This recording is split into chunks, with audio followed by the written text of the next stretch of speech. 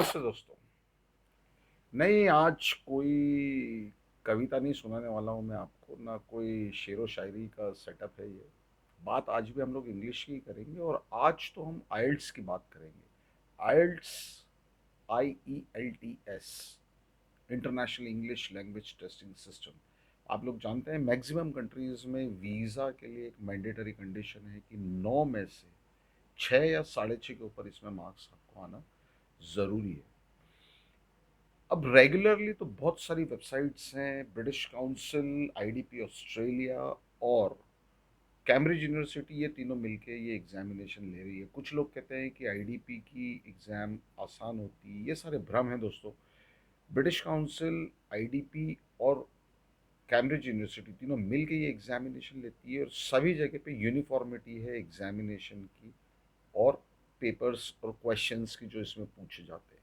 जो बात आज मैं स्पेशली आप लोगों से करने जा रहा हूँ उसके ऊपर जनरली लोगों का ध्यान नहीं रहता है। वो बात ये है कि कभी आपने सोचा है कि ये आइल्ट्स का जो एग्जामिनेशन है ये क्यों पिक्चर में आ रहा है? एम्बेसी जो है वो एडमिशन का जिम्मा यूनिवर्सिटी को देती है, फंड्स का जिम्मा खुद रखती है चेक करने का, और इंग्लिश का लेवल और स्टैंडर्ड किसी भी स्टूडेंट का चेक करने के लिए उसने पूरी प्रोसेस को आउटसोर्स कर दिया है ब्रिटिश काउंसिल को। इसलिए ब्रिटिश काउंसिल एग्जामिनेशन लेता है और आपको एक मार्क्स दे देता है 9 में से।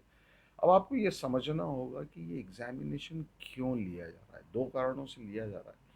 पहली बात तो ये कि आइल्स दो होती है, एक जनरल एक एकेडमिक। एकेडमिक स्टूडेंट्स के लिए आज हम एकेडमिक की ही बात करेंगे।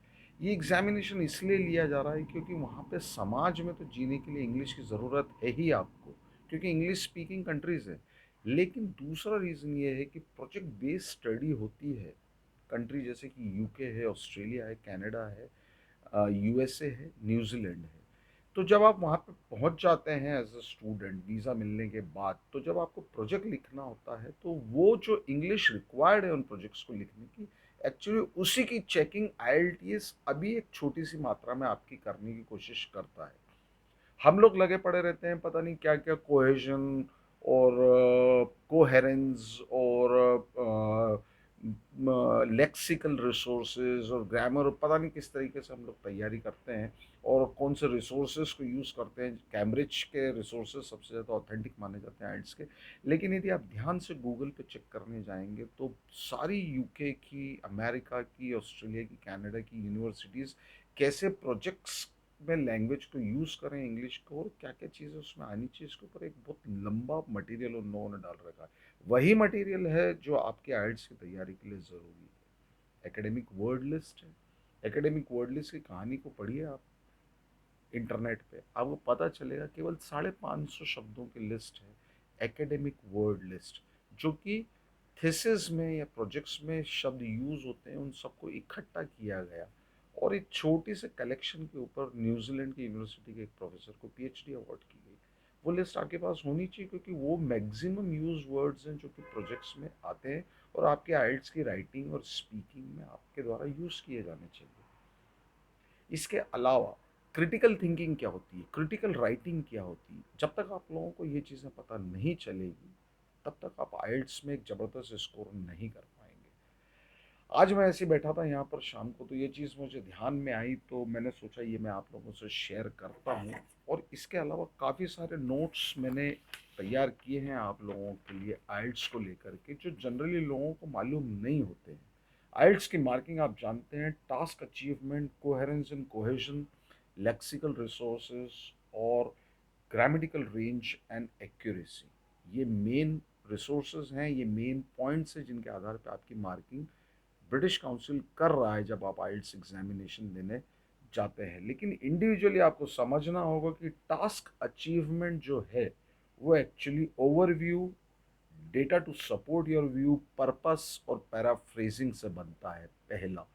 दूसरा, कोहेरेंस एंड कोहेजन, आपकी अप्रोच क्या है किसी भी टॉपिक को, इसमें बनती है और कैसे आप कंटिन्यूटी मेंटेन करते हैं और चारों पैराग्राफ में या बोलते समय जो आप बोल रहे हैं उसमें आपस में कनेक्शन मेंटेन किए चलते हैं। लेक्सिकल रिसोर्सेज में कोलोकेशन, वोकैब और इडियोमेटिक यूज। अब कोलोकेशन और इडियोमेटिक यूसेज में क्या है ये आप गूगल पे चेक करिएगा या मैं आगे वीडियोस में बताऊंगा। ग्रामेटिकल रेंज और एक्यूरेसी में कॉम्प्लेक्स सेंटेंसेस का जितना ज़्यादा इस्तेमाल करेंगे उतने मार्क्स आपको ज़्यादा मिलेंगे, लेकिन इसका मतलब ये नहीं है कि आप सिंपल और कंपाउंड सेंटेंस का यूज़ करें ही ना। इसके अलावा आपकी जो वोकैबलरी है और पंक्चुएशन मार्क्स के ऊपर एक वे ज़बरदस्त स्टडी आप करिए, क्योंकि punctuation marks normally students writing में यूज़ ठीक तरीके से नहीं कर पाते। इन चीज़ों का आप ध्यान रखेंगे तो आप 7+ का स्कोर आराम से एक्सपेक्ट कर सकते हैं। Thank you very much.